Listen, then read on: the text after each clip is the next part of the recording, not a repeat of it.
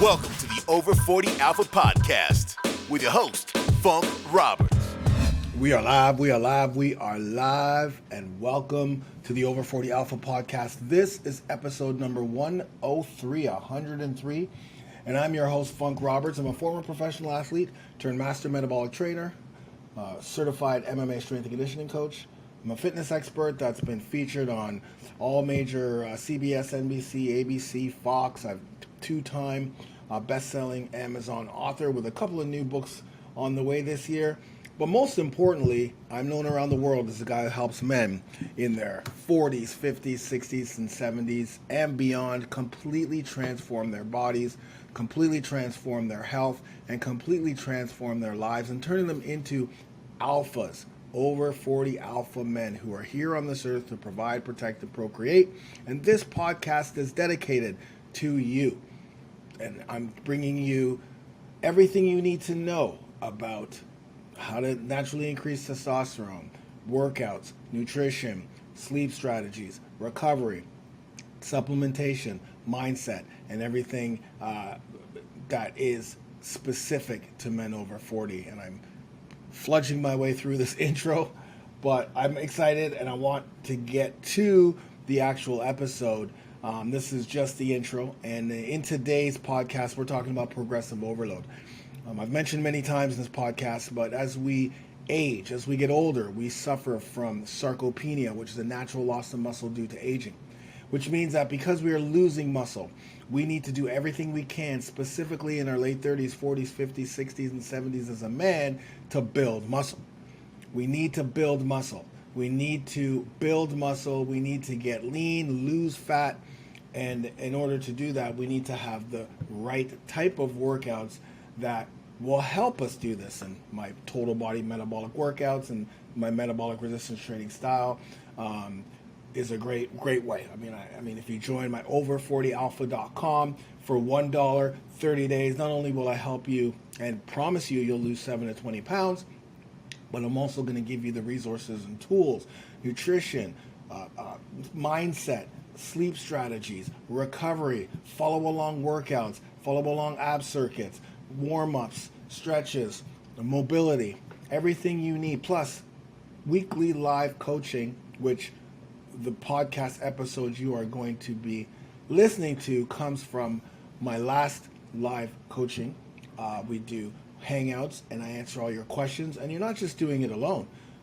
Obviously you're going to be doing it with the Funkster here by your side, but you're also going to have thousands of men all over the world who are on the same journey. And not only just the same journey, but have completely transformed their bodies and their lives and their health using my Over 40 Alpha program, Over 40 Alpha Brotherhood. So join today, $1. That's it. 30 days for $1. That is it. And if you like it, keep going. Hit those milestones. Get those t-shirts. Become an Alpha OG, like we have hundreds of Alpha OGs in our program. If you don't, then no problem. I'll even give you your $1 back if you're strapped. But nothing is worth your health. Like $1, if $1 is not worth your health, when you know that you're going to be given all the tools that you need as a man over 40, because what you're doing right now, if it's not working, then it's time to do something that does work. Over40alpha.com, $1. Don't waste your any more energy, any more time. Just take action, and I'll be here to guide you through that process. But today's podcast episode is about progressive overload, which is something that you've probably heard many times, something that you may have an idea of what progressive overload is. Most people think that it's just increasing weight, which that is one of the strategies on how to implement and ensure that you're getting progressive overload into your workouts. But there are so many more. This principle has so many more techniques and strategies that will ensure that you're continuously challenging yourself and challenging your body and your muscles, right? Because our goal is to build muscle. So in order to do that, we have to be in the gym or at home or wherever you work out, using resistance training, preferably to break down muscle, tear muscle fibers, put your muscles and body into stress, right? That's what we need to do. Because when you tear muscle fibers, then it goes into the process of healing itself. It goes in the process of getting stronger, getting bigger. Specifically, if you're resting, if you're sleeping, if you're fueling your body with the right foods. But you could be also doing all of that. Like you could be never miss a workout. You could eating healthy, getting your sleep, and still not really be building muscle. And I've talked about in the past making sure that during your workouts you are focusing on the rate of perceived exertion so that you're hitting the 8 to 10, not every workout, but listen, if you're if your rate of perceived exertions at 1 and 3 and 5 and maybe even 6, then you're not going to be building muscle. You're not putting your body in that state where it needs to be. Or if you're just doing the same workouts, or even if you're doing different workouts, but you're using the same weight. You're using the exact same weight that you used 7 months ago, because that's all you have lying around. But you're changing the workouts up, or you may be going a little bit faster. You're not progressively overloading and keeping your body and muscles challenged, stimulated, in a state where you can break them down so that they can be built up. Make them catabolic so they can be anabolic. So the principle of progressive overload is very important. It's literally it's got to be the foundation of muscle building, the foundation of consistent muscle building. And again, we are behind the 8 ball, gentlemen. Sarcopenia is killing us. I see it all the time. I see sarcopenia making men extremely weak. I see sarcopenia, which again is a natural loss of muscle, causing guys to have unneeded injuries, unneeded pain, obesity, and unwanted fat, and which will lead to chronic illnesses and then death. And then death. Right? And then death. And when you're on this earth to provide, protect, procreate, you have to be as strong as you can.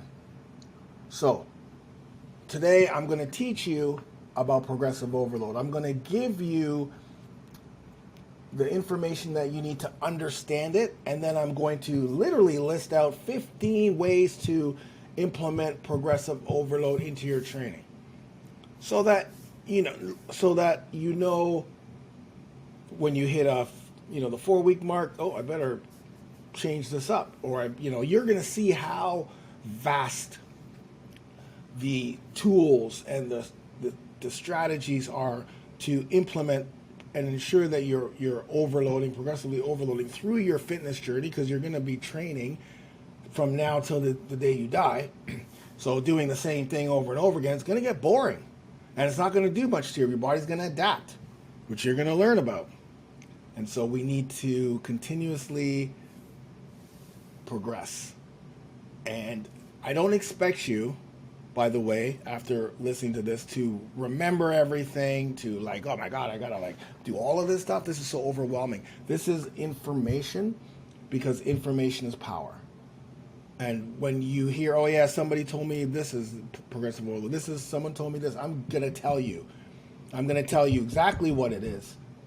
I'm going to tell you the principles behind it. And I'm even going to give you 15 ways to implement progressive overload. There's many more, but I'm going to give you 15. Just choose one. And if you need a program, you're okay, listen, this is great, Funk, but you are certified. You have 30 years in this industry. You have spoken and won, presentation awards on fitness. So of course it's easy for you to implement this and move it here, but for me, it's not. So I need a program, and that's where you're going to join the Over 40 Alpha Brotherhood for $1. I'm telling you. Listen, I'm being extremely serious. Stop this podcast. Go to over40alpha.com. Join it. Save the information. Come back here and learn about progressive overload. So I mentioned before, this is an episode that I did on a coaching call, but I thought this is so important for all of us, all of you, to learn about and start implementing, because sarcopenia is our enemy and building muscle is the solution. Are you ready? Enjoy the podcast. Okay, so let's get started. All right, so first and foremost, like I mentioned before, today's call is about progressive overload, right? And understanding what progressive overload is, and just to get back to the goal of this month. The focus of this month is building muscle, right? It's muscle month, and what we talked about before was rate of perceived exertion, right? We wanted to make sure, and we wanted to make sure that we were training at the exertion or intensity that will help us to build muscle, help us to increase strength, help us to have better endurance, so that we can continue through the program and get results, physical results, but not just physical results, neurological results, which we're gonna touch on today. And so, as a recap, the first thing we really talked about was the rate of perceived exertion, and making sure that we are focusing on getting an 8 to 10 on our workouts this month. And the reason why, this is not something you would do forever, because it all depends on the type of training you're doing. But because no one was really working, a few people were working at an 8 to 10, understanding the rate of perceived exertion. But most guys were just going through the motions, right? Not increasing weight, not increasing intensity on a consistent basis, and the result would be just really staying where you are, making some initial body changes, but still having the belly fat, or still trying to build muscle when you've been here for 12 months or 24 months. What has been uncovered is, now I understand the rate of perceived exertion, because we talked about this. This is my little drawing, but we want to be here, and the way you can find out what your rate of perceived exertion is in this case is what are the reps in reserve, right? So at the end of an interval, so if let's say we do 40 seconds of work followed by 20 seconds rest. Well, at the end of 40 seconds, if you're doing chest press, and I ask you, at the very end, so if you're just, all you're doing is just kind of going like this, trying to get as many reps as possible, but, and then I asked you, hey, how many more reps do you think you could get out? And then you're like, I could probably get 5 or 6 more. Then your reps in reserve is way up here, which means your rate of perceived exertion is a 1, 2, or 3. You're in the cardio phase. And in the cardio phase, you're not going to build muscle. You're not going to increase strength. You're not going to increase really endurance in the way we want to increase endurance, because that could be some of the reason why guys are still have that belly, right? Even though nutrition's on point, or maybe or haven't, like I say, got more definition, because the rate of perceived exertion's here. So we talked about keeping it up here, right? Because what is a 10? Well, a 10 is you're at just at the 40-second mark, you're just like, right? What is a 9? At the 40% mark there, and then maybe after the beep, beep, beep, you could probably get one more out, right? So in the workouts, as you see, there's a lot of times where I'm doing an exercise during the interval, and then I just crash, because my body hits fatigue, failure, which means my exertion at that point's at a 10. And so I rest for a second, and I pick the weights back up, and I continue through. Now, remembering that's the first and only time I'm doing that workout.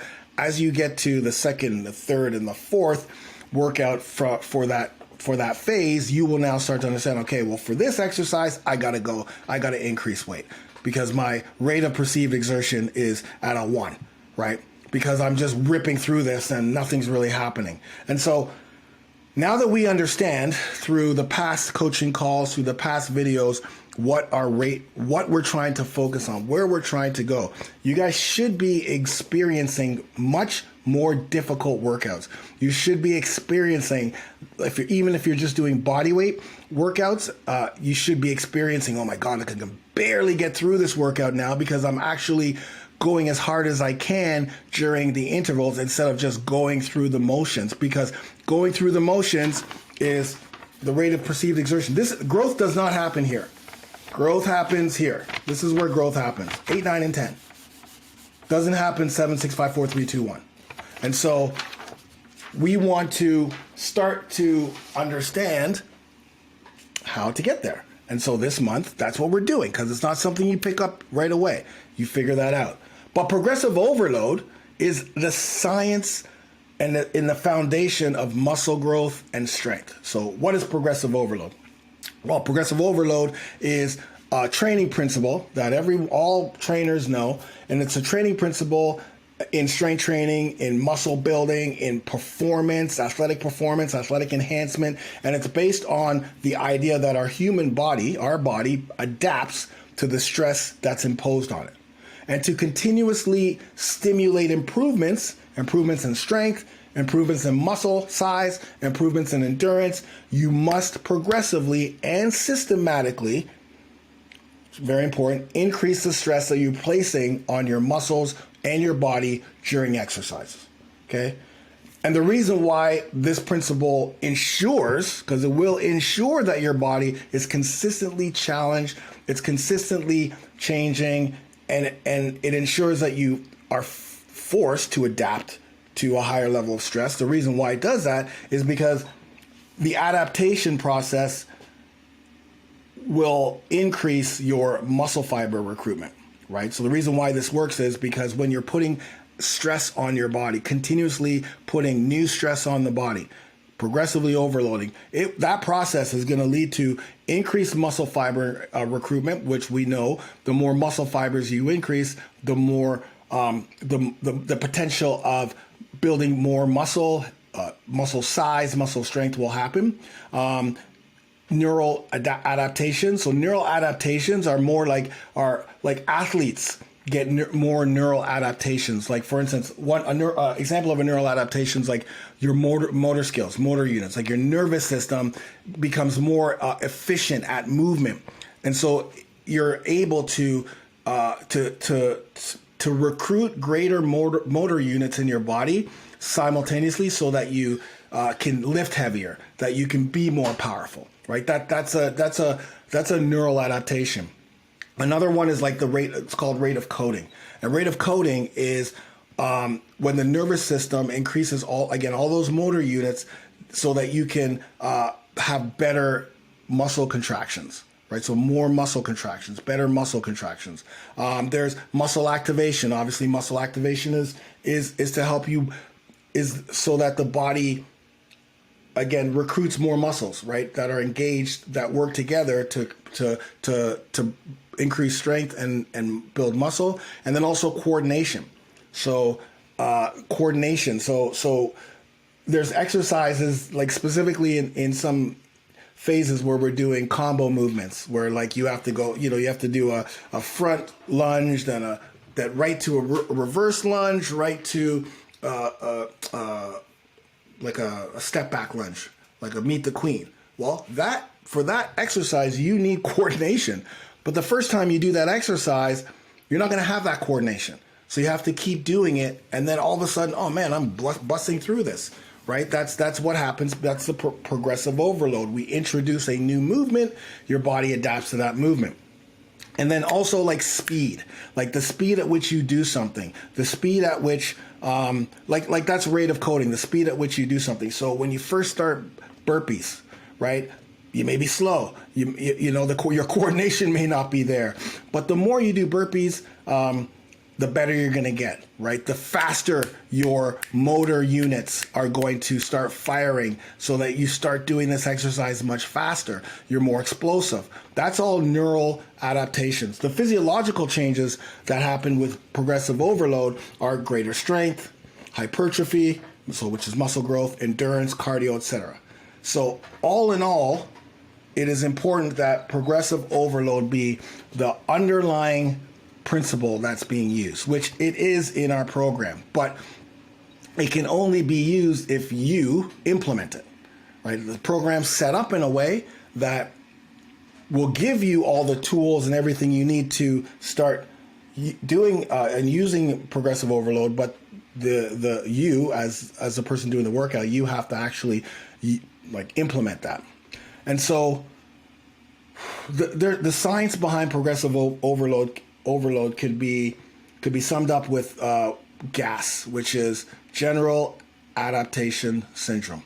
So general adaptation syndrome it was developed by Hans Seal back in the 30s, and basically what it is it describes the body's physiological response to stress, and it provides a framework to understand how our bodies adapts to stress, and again what our body does when new stress is introduced. So let's start off. And in order to do that, there's 3 distinct stages. So let's think about this. This is good. So listen up. There's 3 distinct stages to what GAS, or the general adaptation syndrome. Number 1, and sorry, just to caveat, this GAS is not just for exercise. It's for a lot of things in life. It's not just exercise where GAS can be implemented or where we see GAS happening. But we're going to talk about it because we're focusing on workouts specifically for us men as we get older. So number 1, first stage is the alarm stage. So the alarm stage is that initial stage when our body encounters a stressor, right? Encounters something new. It's a challenging workout. It's a new exercise. It's a different type of progressive overload principle, right? And in this stage, the body experiences like a decrease in performance because there's an immediate stress that's being placed on the body or the muscle that it's just not used to. It's never done this before. It's never had this type of stressor. So we're going to get decreased performance and an increase in stress hormones, right? Because our cortisol levels are now at a heightened stress, right? It's at a heightened level because, again, we're introducing, whether it's a brand new set of workouts, whether it's a brand new exercise, whatever that is, our body's being alarmed. Right, and this is and there's also a short-term decrease in strength and muscle function, which makes total sense. It's a brand new exercise, so maybe you're doing. So here's an example. Maybe in the first phase, you got to a point where you could do 2. Here's a perfect example. In one phase, you're doing floor chest press. Okay, floor chest press, and you got to a place where you can throw up 60-pound floor chest press in 30 seconds, and you're doing it nonstop. Awesome. Let's go to the next phase. Next phase, it's bench chest press with dumbbells. Okay, same exercise, but the alarm that comes to that exercise is the fact that now, oh my God, there's an increase in the range of motion. And what's that going to do? Well, it's going to be much harder to do 60-pound chest presses on a bench when you have not been doing that. It's going to be much difficult. So now you're going to be like, oh my God, I can barely get through this because now the range of motion is way further back. So more muscles are being stimulated. New muscles are being stimulated that weren't being stimulated when you're doing a floor chest press because your elbows stop at the floor.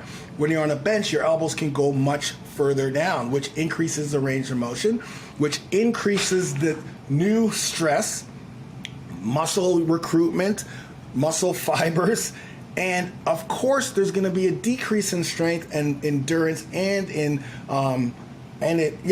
strength and endurance. Why? Because you're not going to be able to lift the same 60 pounds with that range of motion. Your body's not used to it. You're not used to it. So you may have to go down in weight, right? You may go, oh man, okay, this is a brand new. Now I have to adapt to this. I have to resist to this. So now I'm going to go down to 30 pounds and then work my way back up. Not saying that you've lost the fact that you're doing 60-pound chest press, dumbbell chest press on the floor. You're actually going to be able to do more because when you do the bench, you're recruiting new muscles. More muscles are being recruited, which means that in the next phase, where now you got to go back for some reason to do chest press on the floor, guaranteed, because you just did it before, you added some more muscle fibers, you added some more strength. That next one, you should be at 70 and 80 because you have more muscle, you have more strength. Your body is now being able to recruit more muscle fibers to produce the exercise. I'm just using an example. I'm not saying you should be at 70, 80, guys. It's just an example, but hopefully you get the idea of what that means at the alarm stage. But after that stage, after that initial stage, which generally is the first phase of our program, our first phase of a phase. The first phase of every phase, the first week of every phase, week one of every phase should be an alarm stage. It literally should be an alarm stage. There's some exercises that you're going to know, but you're not going to know those exercises in the workout order, in the exercise order. Maybe you don't know how you're going to respond to that exercise in the interval. So that first week, you're just getting used to things, figuring out the weight you're going to use, and setting yourself up for week 2, week 3, and week 4, which is going to be your resistance stage. And that's the next stage in gas. The resistance stage is a phase when the body begins to adapt to the stressors by repairing the damaged tissues and making all of those physiological changes. Like I mentioned before, when we're doing the floor press versus the dumbbell floor press versus the bench press.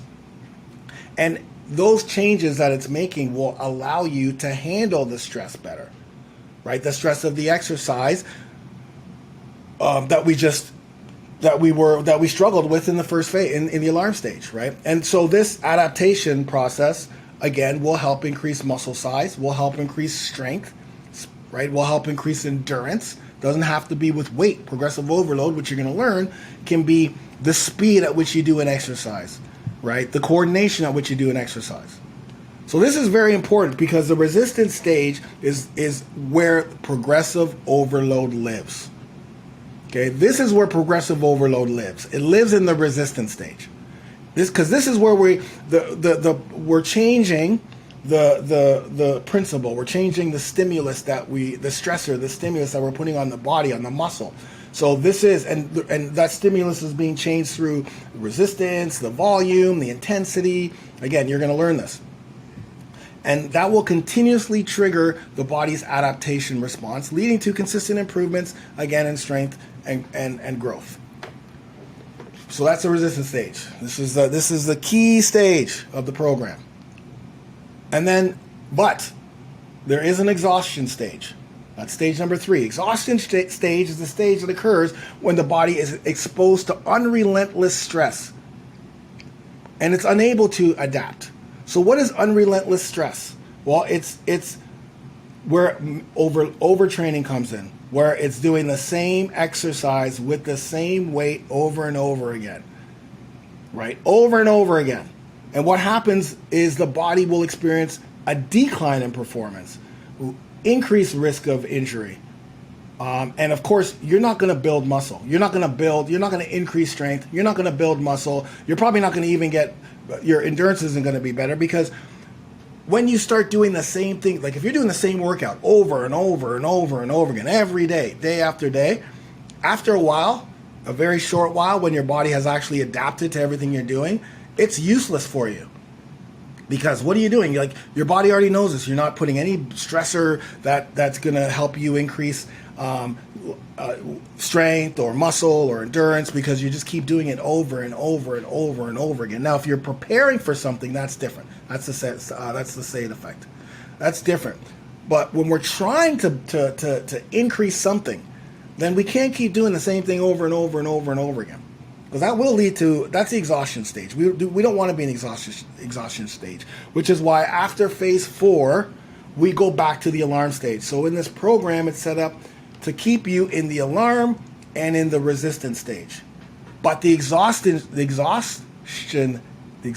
stage is when you are in this, when you're doing this. when you're here, where are we at? I can't even see myself. When we're here, when we're up here, this is so everyone who, if you look back and you're saying to yourself, man, I'm still using the same weights that I did in phase 1 and I'm in phase 13. Well, no wonder there's no increased strength or muscle. Sure, there may be a little bit, but for the potential, because you're literally in the exhaustion stage. You're using the same weights, same exercise. Yes, of course, there are some differences in the exercises, but in general, if you're just doing the same weight over and over and over again, like, all right, I'm just getting through this, I'm just pumping through this, all right, I'm done, yeah, okay, next, all right, good, you're not focusing on anything. This is where we're living. So we want to keep ourselves in whatever workout or training we're doing. I'm going to keep this up here because I may need it. Alarm and resistance. So now that we understand what progressive overload is, now that we understand what general adaptation syndrome is, now it's time to understand what are some of the ways we can implement progressive overload into our workouts, because there's many ways. I'm going to hit 15, but there's so many ways. There's so many ways, and this is kind of like one of the things I would teach in my metabolic conditioning course. I teach, this is one of the modules is progressive overload. This is one of the modules. This isn't the exact module, but I'm just saying, like, it's very important to understand progressive overload. So I'm just gonna floss through this. I know that there's time is of the essence here, but you're gonna start to get an understanding, and I'm gonna give some real life examples. So let's start off with the first one, and this is in no order. This is not in any order. I'm just giving you 15. So the first one's increase, and if you want to know this, you should write this down. The first one's increasing the weight. Okay, that's the one we all know. That's a common method of progressive overload. That's the one you hear me talking about all the time, because that is the easiest and lowest hanging fruit for most of us here. That is the one that, unless we start implementing that, it's going to be very difficult to implement all the other stuff. Right? We got to understand that weight increase is very, very important, right? That's not the only thing, but it's very important. So again, increasing weight during your exercise, and again, just adding that extra weight will stimulate muscle growth, will stimulate strength gains. If you're still using the same weight in phase 12 plus that you're using in phase 6, in phase 4, 3, 2, 1. Why, like, there's no sense in even training, because you're just going to frustrate yourself.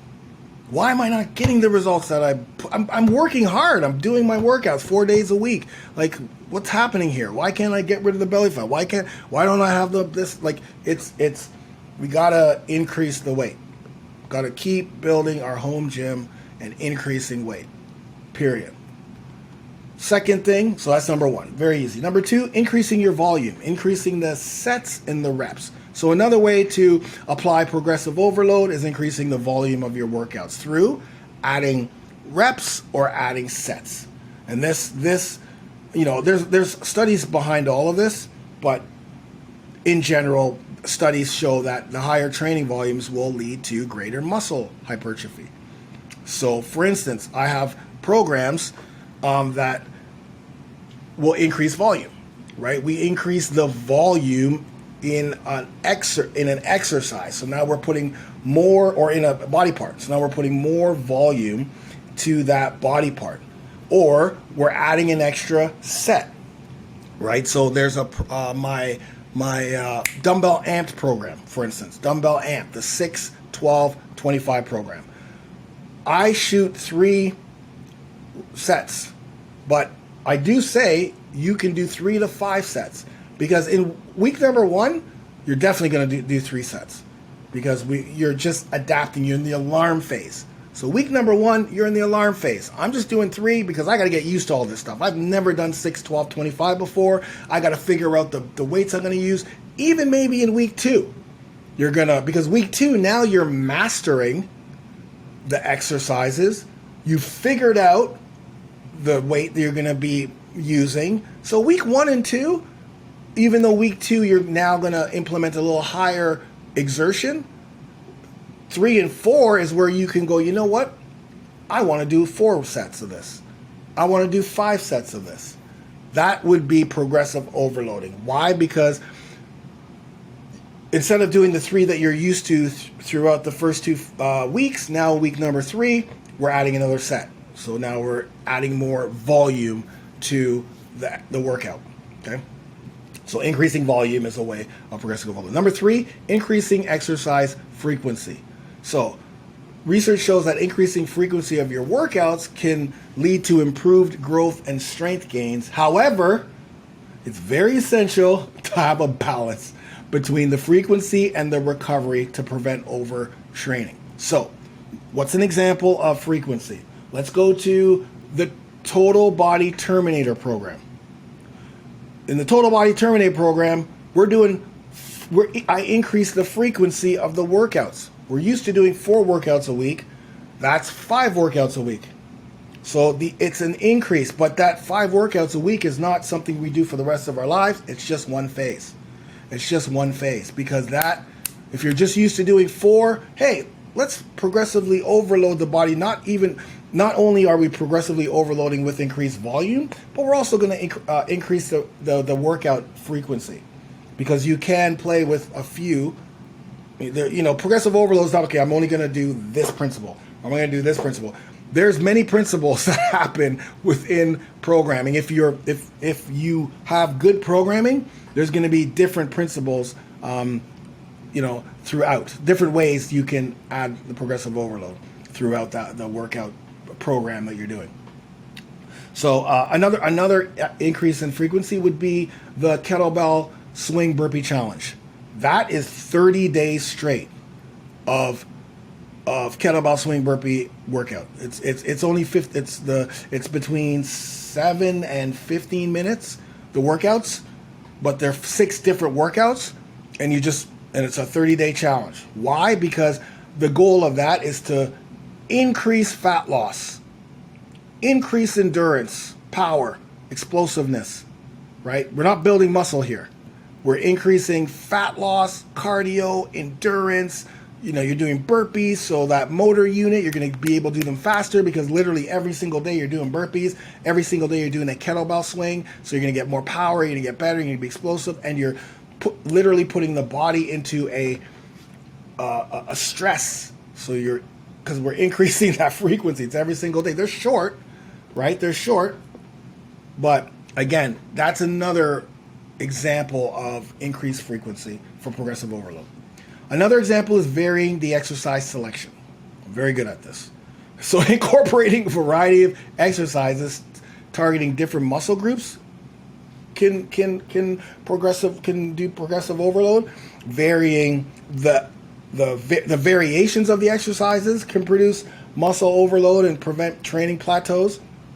Reduce risks of injury. So if you're just doing forward lunges, all the time, you never do reverse lunge, you never do side lunge, you never do curtsy lunge, you never do Bulgarian split squats, you never do stationary lunge.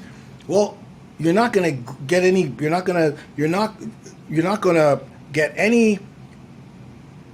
results, whether it's muscle growth, whether it's motor unit, whether it's moving in different planes of motion, because we're just doing the same thing over and over again, which is why I ensure that there's a lot of variety of different exercise variation, and of course the way the exercises and the order of the exercises, right? Like I can take the same 6 exercises, and reorder them in a specific way that maybe you'll get more fatigue in upper body, because I just put I put 3 upper body exercises in a row, and then I put 3 lower body exercises in a row, as opposed to 1 upper, 1 lower, 1 upper, 1, like there's different ways to vary the exercise in order to stimulate that progressive overload. One of my favorites, the next one, I don't even have these numbered. 1, 2, 3, 4. Okay, number 5. One of my favorites is improving the exercise technique. This has become one of my favorite ways to progressively overload. I'm teaching this more to trainers and coaches. You want to master your exercise. That I'm teaching this to you. You want to master the exercise. Mastering the movement. Mastering the movement and mastering the exercise means your technique is flawless. Your technique is flawless. So let's talk about the forward lunge. If we're using the forward lunge, for instance, or if we're using the goblet squat, I'm going to do both. So if you're doing the forward, let's go goblet squat. If we're doing a goblet squat, and every time we do the goblet squat, first of all, we're holding the dumbbell down below the chest and not up. Second of all, we're bending over when we're down doing the final squat. So we're doing a squat, and this is how we're doing a squat. And then we're back up, and we're doing a squat. The muscles that you need to do the squat are not getting stimulated, right? Because when we do a goblet squat, your sternum throughout the entire movement should be straight, should be forward. Never should you be bending over. If you can only get to here before bending over, then that's where you do the squat until you can. That's the alarm that your body has. Now my body's alarmed. Oh my God, I can't go, right? So then you keep doing it, and all of a sudden you're gonna go lower and lower and lower until you master that squat where you're ass to grass, nice and low, and your knees are pointed out, your heels are on the ground through the entire movement. You're mastering, you're improving your technique, because then you'll start to see, oh, wait a minute, man, now when I'm doing this exercise the right way, it's much harder, because now I'm feeling it more. Like I'm feeling it in my glutes and my quads. The other one is a renegade row. Renegade row.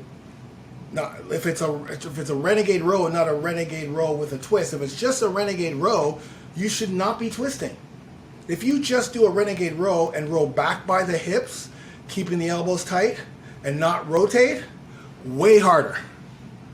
Much harder, much more difficult than just like, right, like just this.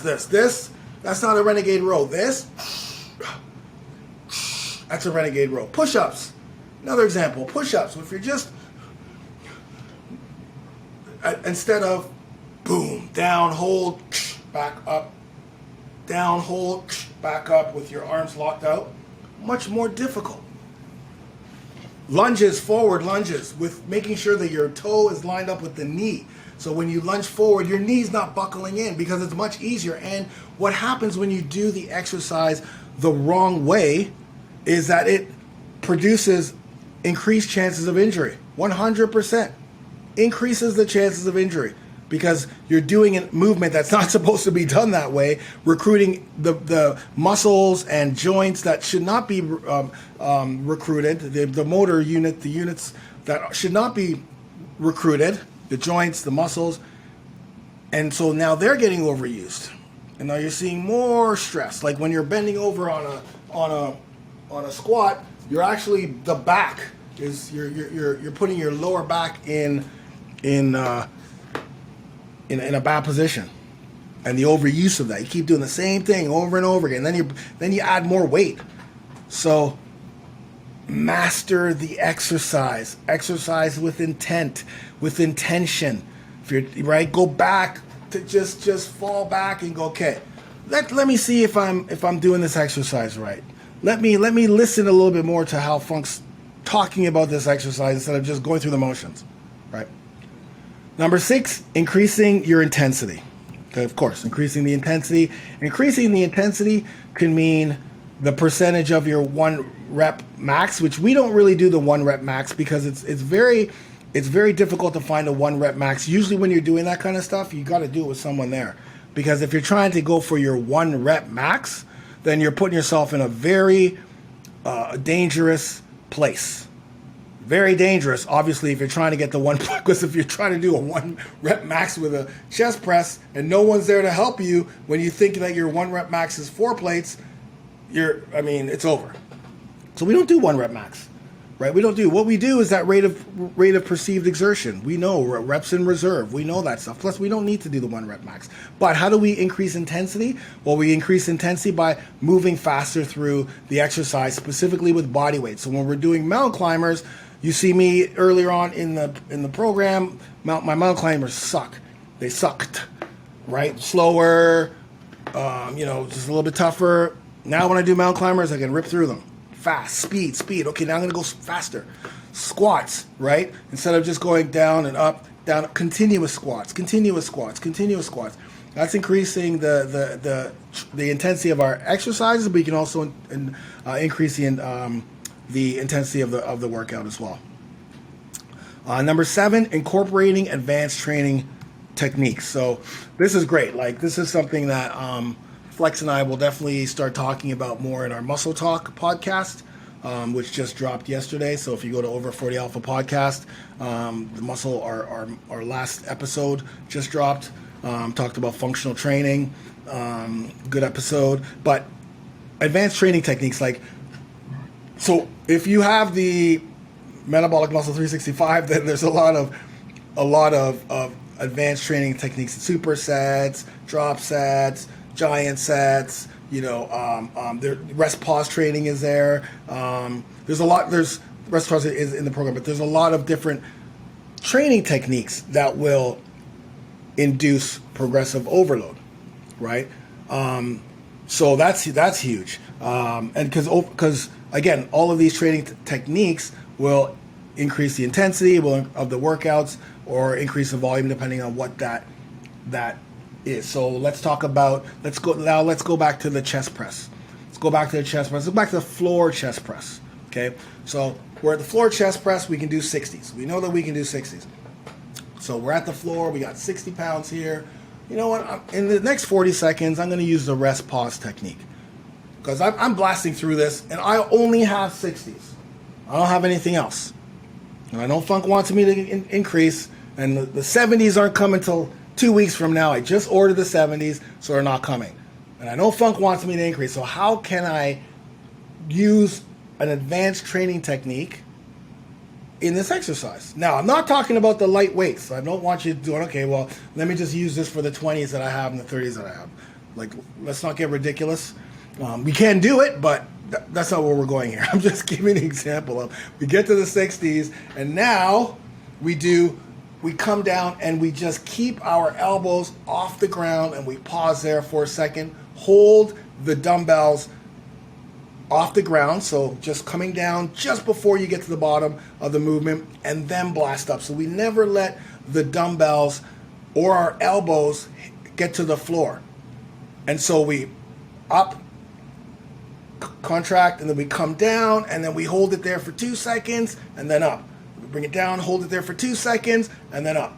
Now that rest pause training, Charles Glass training, loves that, will now start, because we're pausing, we're not going right down to the floor, we're hovering.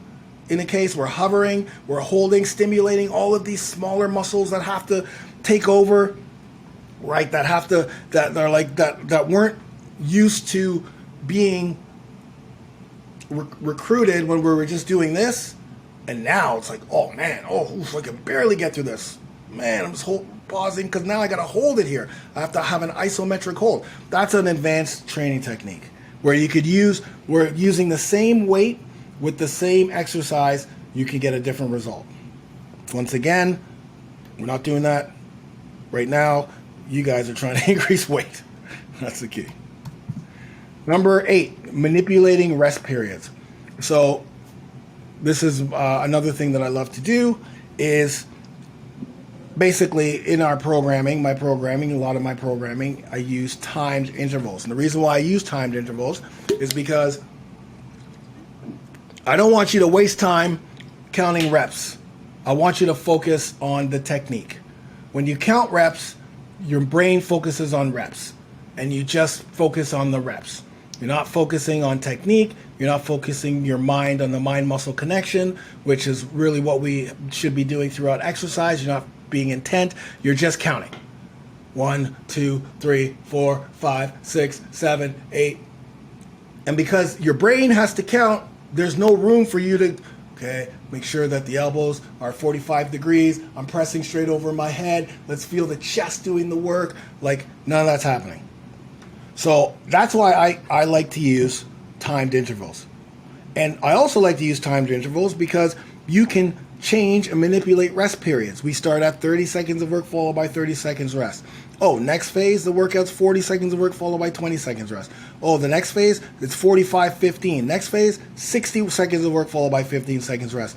Just doing that, just incorporating that. In fact, my Spartacus, I'm going to bring that back, Spartacus workout program, right, was built on not only changing the variation of the exercises, but manipulating the rest periods. So the first few phases is 30 seconds of work followed by 30 seconds rest, and then I moved to 45-15, and then near the end, I think it's the 7th and 8th week, it's 60 seconds of work followed by 15 seconds rest. Some of the hardest workouts I've ever done in my entire life.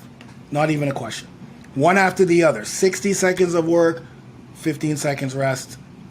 Very, very difficult. So that's the rest period. So the rest period, instead of giving 30 seconds rest in between, you do 20, or you do 10, or you do 15. Or it's the rest period between sets. So I'm trying to think of what program. I think maybe there's a couple of programs I have. I think maybe the dumbbell amps program, maybe. The rest periods. Oh yeah, okay. The dumbbell amp program, I believe the rest periods are a lot. Like in reality, when you're doing a workout like that, there's different ways you can set up the rest periods. Right? You're doing six reps of an exercise.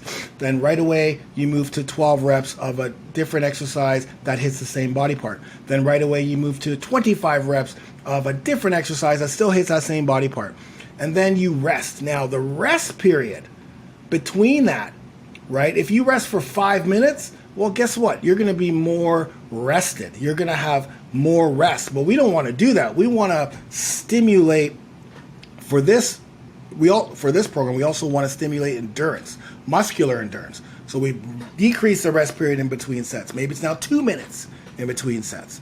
So now, it's more about muscular endurance. So again, it could be the rest between sets or the rest in intervals, or there's other ways to do that too.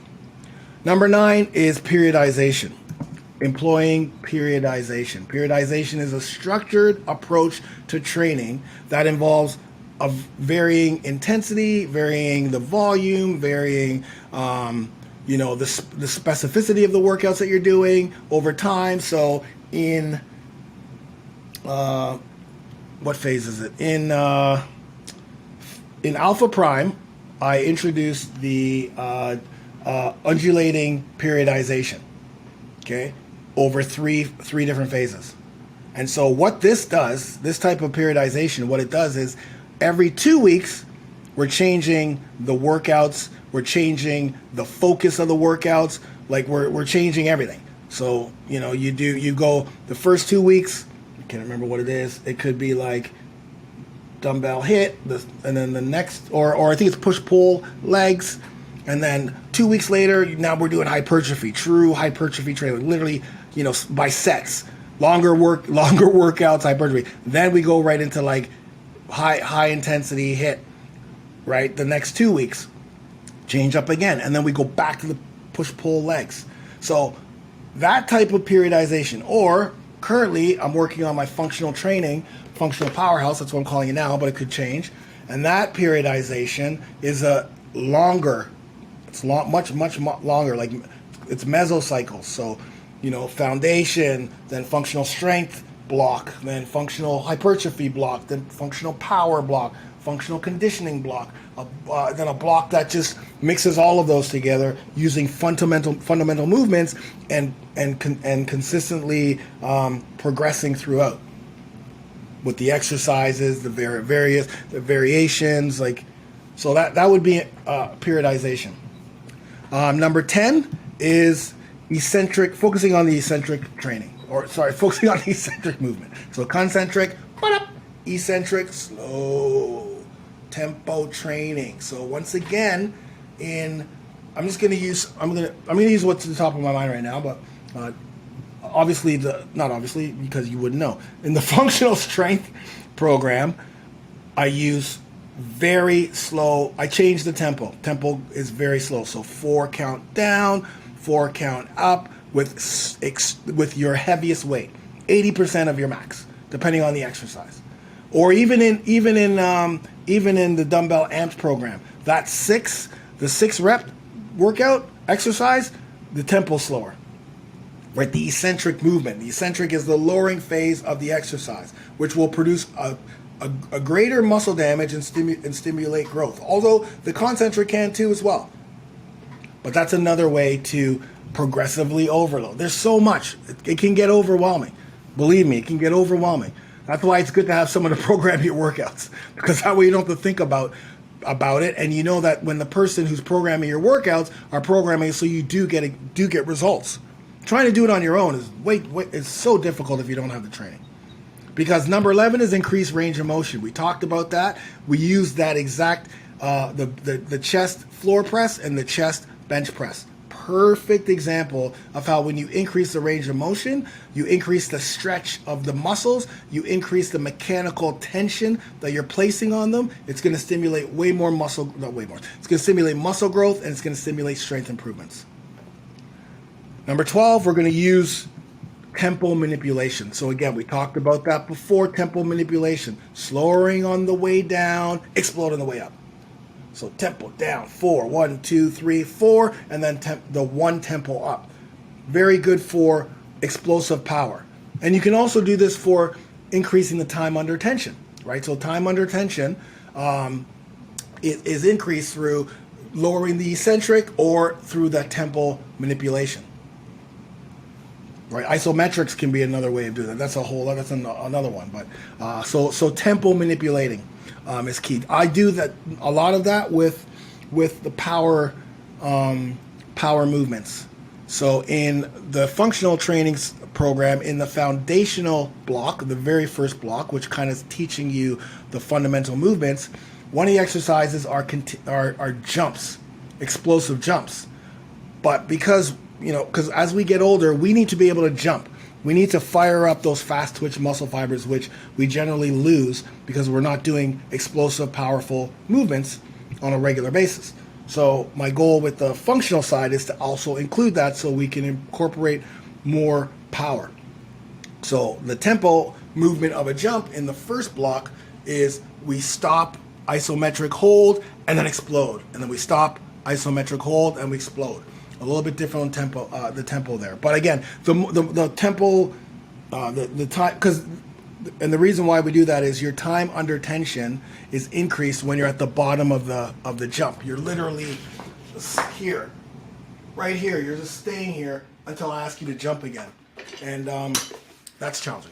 Number 13 is adding unilateral exercises. So again, that's something I do quite a bit.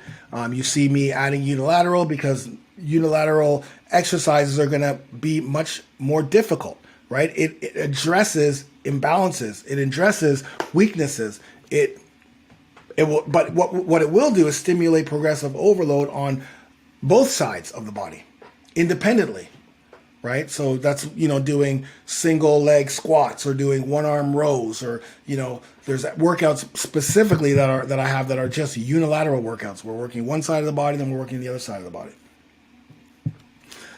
And unilateral is a great way to work the core without doing core specific exercises, or routines, which, like carries, for instance. If you're doing a one arm carry, that's a unilateral exercise.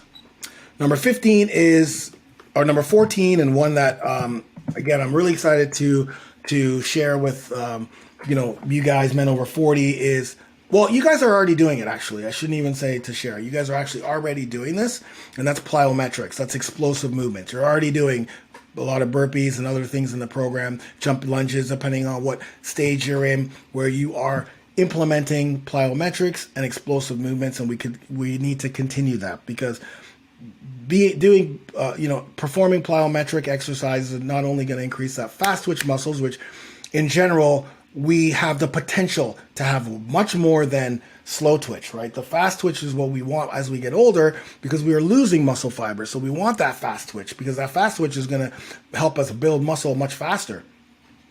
And so if we can increase the power output, if we can increase the force production on our bodies, that is a way to increase that progressive overload. Increase the muscular endurance, increase muscle power. increase strength, and increase athletic performance. Number 15 is prioritizing weak points or muscle imbalances. So weak point training, right there. That's an example of how we have a program or have something there that you can use to help with a weak muscle part. But once again, with the weak point training, if you're still using, again, the same weight, let's say you've done the weak point chest countless times. Maybe you've done it 4 times now, different times, but you're still using the exact same weight. The exact, you're not going to change the muscle, the weak point that you have, right? Because you're adding the volume, right? You're okay, I'm going to do this extra workout. I'm going to do a weak point chest today, or I'm going to do a weak point back today. Like just randomly doing weak point training that's not what those workouts are for. Those workouts are for literally increasing or working on a weak point. Not, I'm going to do the shock. I know they say shock tactic finishers as a finisher, but the shock tactic is what we do to get and help the weak point that you're trying to address. It's not, let me do shock tactics at the end of my workout because it's going to help me build more muscle. No, that's not. We got to step back a little bit and go, wait a minute, maybe if I increase weight here, I won't have to use the weak point, because really just doing the weak point with the 20-pound dumbbells ain't really doing anything. Yeah, I'm getting the burn, but just because you get a burn doesn't mean you're stimulating muscle breakdown. That's not the only thing that I'm getting a burn. So weak point is very, very important, but we've got to use it in the right way. We have to use it in the right way. So those are so in general, the principle of progressive overload is the foundation for building muscle. It's a foundation for strength training. It's the foundation for athletic training, power, explosiveness, everything. And when you understand that there needs to be constant progressive overload based on the general adaptation syndrome, right? Because that's really where, if we step back again and go back to the top, how I started this whole call is alarm stage, resistance stage, and the exhaustion stage, right? Alarm stage, we want that stage, because that's the stage that are outside of our comfort zone. That's the stage where we put our body into an initial stressor that we're not used to. It's a challenge, whether it's a workout, whether it's an exercise. That's what we want, because that will, and even though we're gonna most likely decrease our performance, even though we're most likely going to decrease in strength and muscle function, we know that, okay, because my body's in the alarm stage, now I'm setting myself up to get to that resistance stage, where now my muscles and my tissues can repair to that stress and get stronger or get better, or might increase my cardio and conditioning, all of those things. And then we want to stay away from the exhaustion stage, which I think a lot of people may be in still, right? Just based on, you guys know. I don't have to tell you what's going on. You guys know we've had this conversation, but it is Muscle Month, and I do want to hammer this in because it's so important. I can't. It's the most important thing in this whole program. It's the most important thing for men over 40. As we get older, I will continue to repeat this, we suffer from sarcopenia. And listen, guys, it is you can go on YouTube and you can YouTube the importance of muscle growth podcasts, and for health, for not just general health in general as we get older, right? Decreasing chances of chronic illnesses, decreasing obesity, better metabolic health, all of those things. It's building muscle. And because we are at a disadvantage as we get older, we have to make sure that what we're doing is working, is a strategy that will target and attack sarcopenia, because we want to continually have that until we're 90s, 100. We don't want to be constantly getting injured. We don't want our bones to break. We don't want to fall down and now my hips out or my knees out or whatever. We want to be strong. We want to be, and it's not just big muscles, it's strength, but obviously the muscles are key because we're losing it.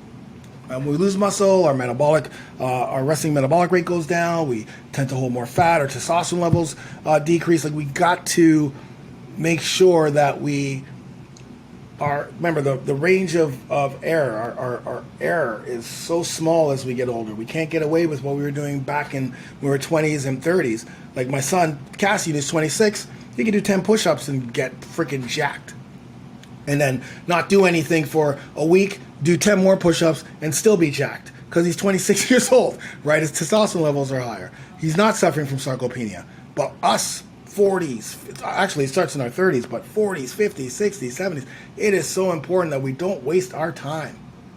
We don't waste our, it's like we're now in a part of our lives, specifically if you're in the over 40 Alpha Brotherhood listening to this or watching this, we're in a point of our lives where we're in the point of our lives right now where we are,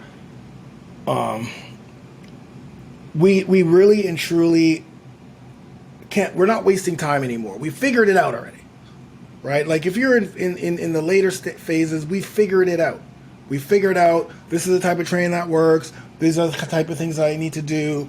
Now we have to optimize it, because just exercising for us at where we're at in our lives it's not enough. It's not like it's not enough. Like we're not the old guys we were before, sitting on a couch, not doing anything. We're going to work all the time, then with our kids, and then doing this and not focusing on our health. We're not those guys anymore, right? When we're in phase 6 and above, we're not those guys anymore.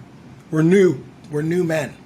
And so new men, we have to consistently challenge ourselves. We can't just, I exercise, oh yeah, I'm doing this, that's not enough anymore. Because we understand that. We're at a different phase. So we have to continuously increase that phase. Now, are we going to like, remember, you just learned 15 out of, I don't know how many, there's so many ways to progressively overload, but knowing that, you know that for your entire life, you can always progressively overload or progressively get better, stronger, faster in different ways, right? It's not always about getting big. Like progressive overload is not just bodybuilding. It's every strength. It's new exercises. Learning new exercises, getting stronger with one arm stuff, getting stronger with implementing new types of fitness equipment. Like what I'm talking about here is not just with dumbbells. I mean, it's whatever fitness equipment. I can say the exact same thing if we're talking about kettlebell training. I can say the exact same thing if we're talking about barbell training. I can say the exact same thing if we're talking about resistance bands. It doesn't matter the implement. It's the principle. Doesn't matter the implement. It's the principle. So let's really and truly, now that we understand, continue the muscle month, continue our focus on the rate of perceived exertion. Now that we understand, okay, it's the next phase.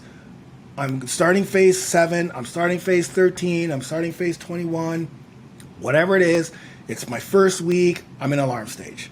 So I'm still gonna try to do the exercises freaking as fast as I can and as best as I can, don't get me wrong, but your body's going to be alarmed because it's new movements, new stressors, new exercise,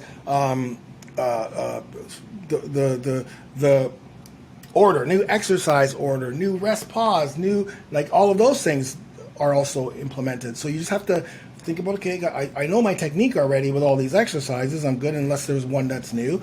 I know that the weight I was using before may not, I'll try it. I'm going to attempt using 60s on the bench with the very first time I do this workout, but I may see that, oh shit, okay, I can't. Okay, so note to self, write down, next time I do this workout, I probably have to go lighter just so I can build back up to getting that range of motion. Because if I'm only getting 3 reps out and then resting, then hey, let's go back to when we can get 40 seconds of work doing bench press without stopping, and then we move back up. We got to take a step back to go 2 steps forward in certain exercises.